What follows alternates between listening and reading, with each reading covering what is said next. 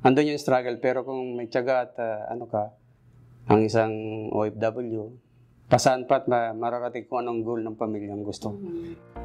Hello po, ako po si Rudy Soriano, 51 years old, and na-hire po ako as a autobus mechanic. Since pandemic po, na house lang po, nagsisearch po ako ng pwedeng ma-applyan. And yun po, nakita kong may slot si iPumps. Nag-apply po ako. After a week, tumawag si iPumps na, "Oh, Mr. Soriano, final na agad po, final interview." Sa una po, medyo struggle kasi unang-una yung temperature.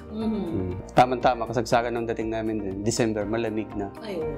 Pero ando naman po yung full equipped naman na bibigay ni employer yung mga gamit para kung sakali mga may trabaho sa labas, ay full metal gear naman po kami.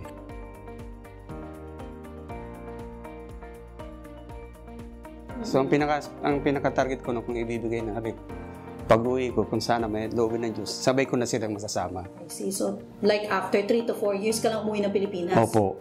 Exactly 4 years and 3 months. 4 years and 3 months? Sa ngayon po, pag nandun po kami, yun, hanggat maaari po na yung magandang offer na maibigay sa ng trabaho ng magiging employer, andun po ko susuporta sa kanila. And as long na happy sila, okay, mag-stay tayo din mga ama. Kung halimbawa ma-enjoy nila todo na, anak, paano yan? Stable na rin sila. Kung gusto nila mag-stay. Stay. For sure, baka mag-stay rin, siyempre.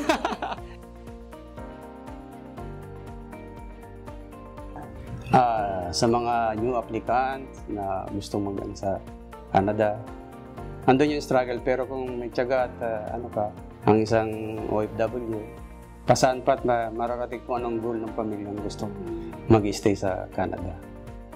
Merci beaucoup, iPumps, pour le travail si offre moi au Canada pour mécanicien. And now I'm happy for the job that I take now in Canada. Thank you, iPumps.